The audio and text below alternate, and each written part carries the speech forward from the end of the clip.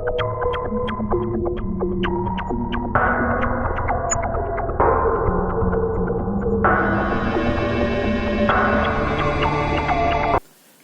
दोस्तों, आज के अंक में आपका स्वागत है। दोस्तों, झारखंड में चंपई सरकार को आए हुए सिर्फ 34 दिन हुआ है, लेकिन अभी से लगता है जैसे चंपई दादा हाँफने लगे हैं।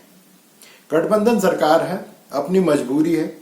दरअसल मामला यह है दोस्तों कि 2 दिन पहले जो है काफी सारे जो पदाधिकारी हैं उनका ट्रांसफर किया गया। अब जो इनके गठबंधन के साथी हैं कांग्रेस, उनका कहना है कि मुख्यमंत्री जी ने तबादला से पहले उनसे सलाह मशविरा नहीं किया। इससे सबसे ज्यादा दुखी हैं ग्रामीण विकास मंत्री आलमगीर आलम। ये मंत्रिमंडल में सबसे वरिष्ठ हैं और इनके दुख का कारण यह है कि एक पदाधिकारी को अपने विभाग से हटाना चाहते थे। अब चंपई दादा ने किया ये कि उस अधिकारी को और शक्तिशाली बना दिया, तबादला भी नहीं किया। अब इससे आलमगीर आलम काफी दुखी हैं और उन्होंने अपनी नाराजगी जताते हुए बुधवार को जो कैबिनेट की बैठक हुई उसमें भी उन्होंने भाग नहीं लिया, उसमें वो शामिल नहीं हुए और उन्होंने बहाना ही बनाया कि मैं अपने क्षेत्र में हूं, इसलिए मैं कैबिनेट की बैठक में शामिल नहीं हो पा रहा हूं। अब जो भी हो, लेकिन इस तरह की छोटी छोटी नाराजगी जो है बाद में बड़ा विस्फोटक रूप ले लेता है दोस्तों। अब इससे सिर्फ आलमगीर आलम ही नहीं आहत हैं, बल्कि पूरी की पूरी कांग्रेस भी आहत है। कांग्रेस किसी तरह से तो अपने एमएलए को अभी ये मनाने में तैयार हुई कि जो 4 उनके मंत्री हैं वही रहेंगे, उनको रिप्लेस नहीं किया जाएगा। अब ये दूसरा आफत आ गया कि जो मंत्री है वो भी दुखी है। तो कांग्रेस के जो वरिष्ठ पदाधिकारी हैं उनका कहना है कि हम लोग सीएम से मिलेंगे और उसके बाद उनके सामने अपनी बात को रखेंगे। चलिए, अच्छी बात है, लेकिन कम से कम ये सब बातें प्रेस में ना आवे, लोगों के बीच में ना आवे तो ज्यादा अच्छा होगा, क्योंकि कोई भी सरकार तभी सुचारू रूप से काम कर पाती है जब उनके बीच में एका होता है। लेकिन जैसा मैंने पहले ही कहा कि गठबंधन की अपनी मजबूरी होती है, एक को मनाओ दूजा रूठ जाता है। तो देखिए फिर क्या होता है। जब कुछ होगा तो फिर इस पर बात की जाएगी। आइए अब एक दूसरी खबर की ओर चलते हैं। दोस्तों, हुआ दरअसल ये है कि जेएमएम के लोबिन हेम्ब्रोम हैं, वो विधायक हैं और उन्होंने राजमहल के सांसद जो है विजय हंसदा, उनके खिलाफ एक अन्याय यात्रा निकाला। हालांकि वो जेएमएम के बैनर तले वो आंदोलन नहीं कर रहे थे, उन्होंने इसके लिए एक माझी परगना वैसी नाम के संगठन के बैनर तले इस अन्याय यात्रा को प्रारंभ करने की कोशिश की। भोगनाडीह तक इनको पहुंचना था और यात्रा का प्रारंभ होना था बरहेट से। अब बरहेट जो है वो हेमंत सोरेन का विधानसभा क्षेत्र रहा है, तो बहुत ही संवेदनशील है। और वहां से ये झारखंड मुक्ति मोर्चा के ही सांसद विजय हंसदा के खिलाफ जुलूस निकाल रहे थे। इनका मानना है कि इस व्यक्ति ने कुछ भी काम नहीं किया है और अगर पार्टी फिर से इसको लोकसभा का टिकट दे देती है तो ये झारखंड मुक्ति मोर्चा के लिए ठीक नहीं होगा और वो चुनाव जीत नहीं पाएगा। दरअसल लोबिन हेम्ब्रोम का इतिहास ये रहा है कि हमेशा से बड़े सरल व्यक्ति हैं और ये जो भी इनके मुंह में आता है वो सत्य हो असत्य हो, लेकिन अगर उनको लगता है कि ये सत्य है तो उसके खिलाफ वो खड़े हो जाते हैं। हालांकि वो अपने को घोषित करते हैं कि वो शिबू सोरेन जो दिसुम गुरु हैं उनके असली चेले हैं, लेकिन ये करते हमेशा पार्टी विरोधी ही कार्य करते हैं।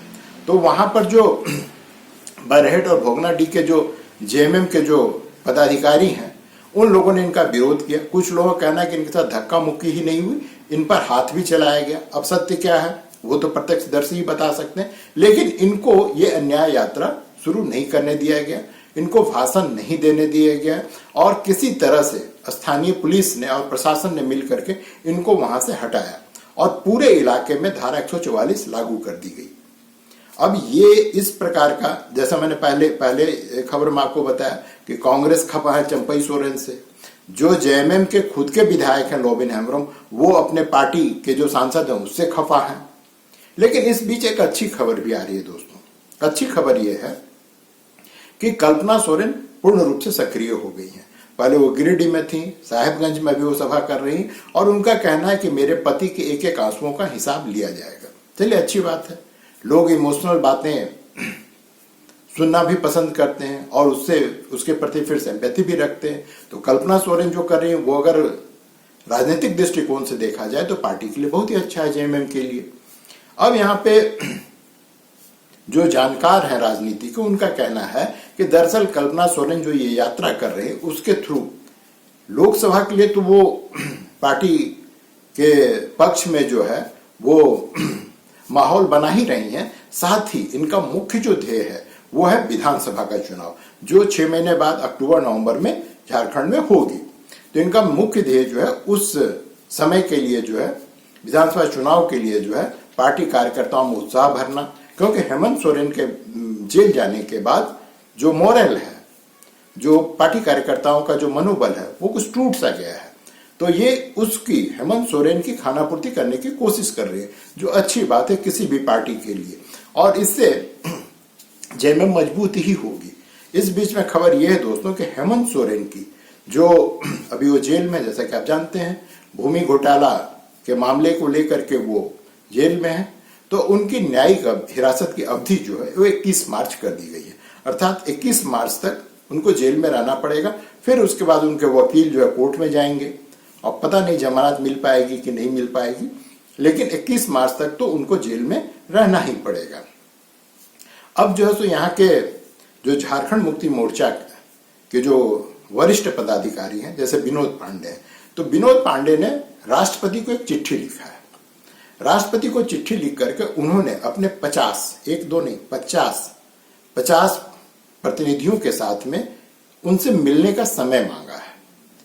अब पता नहीं उनको समय मिलेगा या नहीं मिलेगा, लेकिन वो किन मुद्दों को उनसे मिलना चाहते हैं वो मैं आपको भी बता देता हूं। वो चाहते हैं कि सरना कोड जल्द से जल्द लागू हो, उसके बाद में जो 1932 का खतियान है उसको लागू किया जाए यहाँ को स्थानीयता को परिभाषित करने के लिए, और तीसरी जो मांग है वो है कि आरक्षण की सीमा को बढ़ाया जाए। जैसा कि आपको पता ही होगा दोस्तों कि यहाँ पे ओबीसी जो पिछड़े वर्ग हैं उनका जो अभी आरक्षण है वो सिर्फ 14% है, तो इसको ये बढ़ा करके 27% करना चाहते हैं। साथ ही जो यहाँ पे आदिवासी समाज जो एसटी है, तो एसटी का रिजर्वेशन ये 26 से 28 करना चाहते हैं।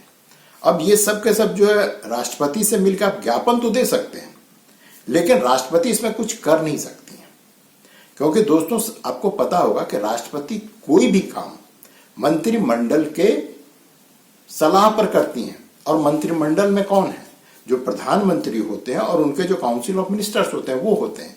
तो जब तक उनकी सहमति इन मुद्दों पर नहीं बनेगी तब तक आप जो है सो सिर्फ खाना पूर्ति कर रहे हैं। आप जो झारखंड में माहौल बनाने की कोशिश कर रहे हैं और आदिवासी लोगों के बीच में अपनी पैठ बनाने की कोशिश करेंगे, इससे ज्यादा कुछ नहीं है, क्योंकि राष्ट्रपति इसमें कुछ कर नहीं सकती हैं। आप जाएंगे, एक खाना पूर्ति होगी, और दूसरी चीज की 50 लोगों को तो वो कभी मिलना पसंद भी नहीं करेंगी।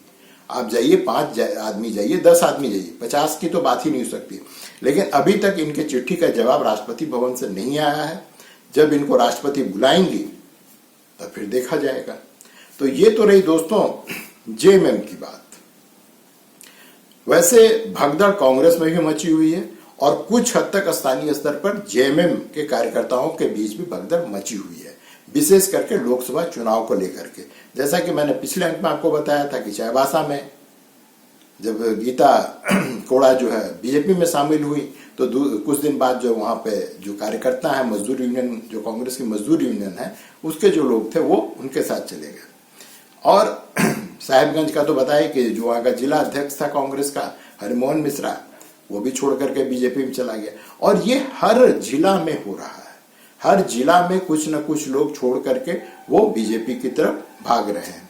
अब पता नहीं ये भगदड़ कब रुकेगी, या कब जो स्थानीय स्तर पर जो बीजेपी के कार्यकर्ता पदाधिकारी वो छोड़कर जेएमएम कांग्रेस की शरण में जाएंगे। लेकिन पेंच फंसा हुआ है चतरा सीट पे। चतरा सीट पे अभी भी लोकसभा के प्रत्याशी की घोषणा बीजेपी नहीं कर पा रही है। अब इसके पीछे कारण ये है कि जो वर्तमान में है उनको संभवतः बीजेपी टिकट देना नहीं चाहती है, और अफवाह है कि कोई आरजेडी का बहुत बड़ा नेता है, उसको संभवतः वहां से भाजपा टिकट देगी। यही हाल जो धनबाद सीट का भी है कि अभी तक भाजपा ये तय नहीं कर पा रही है कि वहां से किसको टिकट दिया जाए। अब देखिए 1-2 दिन में तो फैसला हो ही जाएगा। अब इन सबसे इतर झारखंड में सिर्फ राजनेता नहीं है दोस्तों, यहाँ पे नौकरशाह भी हैं, और नौकरशाह जो हैं बड़े ही कुख्यात विख्यात सब किस्म के हैं। आइए एक वैसे ही कुख्यात विख्यात अधिकारियों के बारे में बात की जाए। ये मामला दरअसल दोस्तों भारतमाला प्रोजेक्ट है, ये उससे जुड़ी हुई मामला है। मामला ये है दोस्तों कि रांची से खूंटी, सिमडेगा, गुमला होते हुए संबलपुर उड़ीसा में, और उसके साथ में ये पारादीप तक ये रोड जाएगी। ये सड़क 6 लेन की होगी, और इसके बनने के बाद उम्मीद है कि झारखंड में खास करके जो उद्योग धंधे हैं और जो यहाँ से इंपोर्ट एक्सपोर्ट की जो बातें होती हैं उन सबको काफी बढ़ावा मिलेगा। ये 6 लेन की सड़क होगी, और इसके पहले चरण का कार्य जो है वो जून-जुलाई से इसी साल प्रारंभ हो जाएगी। तो करोड़ों का प्रोजेक्ट है। अब यहाँ के एक आईएएस हैं, एक आईपीएस महोदय हैं। अब जब आईएएस आईपीएस है तो उसके नीचे का भी तो कुछ होगा। एक सीओ महोदय हैं और एक एसआई महोदय, सब इंस्पेक्टर साहब हैं। इन लोगों ने किया क्या है कि कर्रा में कई एकड़ जमीन जो है खरीद ली है, और जमीन वहां पे खरीदी है जहां से ये 6 लेन का रोड गुजरेगा। अब इससे होगा क्या? इससे होगा ये कि पहले तो मान लीजिए इनका जमीन अगर 6 लेन रोड के बीच में आ गया तो इनको भरपूर मुआवजा मिलेगा, 3-4 गुना मुआवजा मिलेगा जमीन के जो कीमत है उससे। दूसरी, अगर वो जमीन इस सड़क में नहीं गया, इस रोड में नहीं गया, तो होगा क्या? जो जमीन है जब वहां से 6 लेन की रोड गुजरेगी तो उसकी कीमत करोड़ों में हो जाएगी, तो फिर फायदा है। अब जो स्थानीय वहां के रैयत हैं जिनकी जमीन वास्तव में जानी है, अब ये तो उसी तरह का मामला है, इनसाइड ट्रेडिंग का मामला है कि हमें पता है कि अमुक जगह जो अभी कुछ भी नहीं है, वहां पे कुछ भी अभी नहीं, वो बहुत ही बैकवर्ड है, वहां कोई जाना नहीं चाहता, हमें पता चल जाए कि वहां फैक्ट्री खुलने वाला है या सरकार का कोई बड़ा प्रोजेक्ट आने वाला है, और हम वहां जाकर जमीन खरीद लें और फिर उसको करोड़ों में बेचें। ये उसी तरह का मामला है दोस्तों। और ये सब के सब जो है, जो आईएएस आईपीएस जो सीओ है और जो सब इंस्पेक्टर लेवल का एक अधिकारी है, अब आप सोचिए कि ये लोग अगर इस तरह का गफला कर रहे हैं तो ये किसके खिलाफ कर रहे हैं? कर्रा पूरा का पूरा जो है वो आदिवासी बहुल क्षेत्र है, और वहां पे मैं दावे के साथ कह सकता हूं कि जिन जमीनों का इन लोगों ने हेराफेरी किया है वो मुख्य रूप से आदिवासी की ही जमीन होगी, लेकिन उनको जो है ये लोग कौड़ी के भाव में उनसे इन लोगों ने जमीन खरीद ली है, और अब ये जमीन जो है करोड़ों में या तो बेचेंगे या करोड़ों में मुआवजा पाएंगे।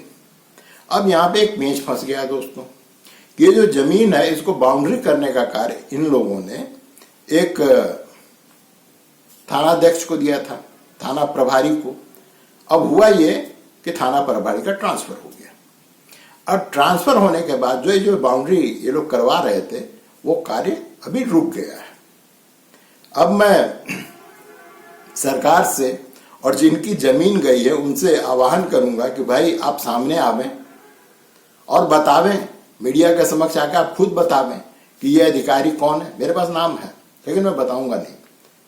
उस आईएएस अधिकारी का भी नाम है, वो आईपीएस का भी नाम है, जो बाउंड्री करवा रहा था उस थाना प्रभारी का भी नाम है, और जो सीओ और सब इंस्पेक्टर साहब हैं, इन सब का नाम है मेरे पास में। लेकिन मैं नहीं चाहता हूं कि ये लोग मुझे कोर्ट में घसीटे, ये लोग हमें कोर्ट में घसीटे और हमें परेशान करे। मैं खुल कर कह रहा हूं दोस्तों, मैं बड़ा डरपोक किस्म का आदमी हूं। मैं उन बहादुरों में से नहीं हूं जो चने के झाड़ पर चढ़कर छलांग लगा दे, लेकिन जो वास्तविकता है वो मैं आपके समक्ष रख दे रहा हूं। ये कर्रा प्रखंड का मामला है, और मैं आपको गांव का नाम भी अगले 1-2 अंक में बता दूंगा, हालांकि वो भी मेरे पास है। तो मामला उठने तो दीजिए, इसलिए चंपई सोरेन साहब से, जो हमारे मुख्यमंत्री हैं, उनसे ये आग्रह ही कर सकता हूं कि साहब, एक तरफ आप जो कमेटी बनाते फिर रहे हैं कि आदिवासियों का जमीन जो गैरकानूनी रूप से कब्जा कर लिया गया है या बेच दिया गया है, उसकी जांच की जाए। अरे कम से कम ये मामला जो है, ये तो 6 लेन रोड वहां से जा रहा है, ये सबके सामने है। इसके लिए आपको किसी जांच कमेटी को बिठाने की जरूरत नहीं। इन पर तुरंत फैसला लीजिए और इन अधिकारियों के खिलाफ कार्रवाई कीजिए। जो इनकी इतनी मन बढ़ गई है, ये इतने अपने आप को शक्तिशाली समझने लगे हैं कि आदिवासियों की जमीन कौड़ी के भाव में खरीद करके करोड़ों बनाने का सपना देख रहे हैं। और झारखंड का इतिहास रहा है दोस्तों, यहाँ पे फिर मैं किसी का नाम नहीं लूंगा, अभी कुछ जेल में है, कुछ जमानत पे हैं, कुछ जेल जाने वाले हैं। यहाँ पे इन अधिकारियों की फहरिस्त बहुत लंबी रही है और ऐसा नहीं है कि मेरे इस आपको बताने के बाद ये फहरिस्त रुक जाएगी, ये बढ़ती जाएगी। क्यों? क्योंकि यहाँ के राजनेताओं में ये कभी भी ये इनकी शक्ति नहीं रही है, आत्मशक्ति नहीं रही है कि वो इनके खिलाफ चढ़कर कार्रवाई करें।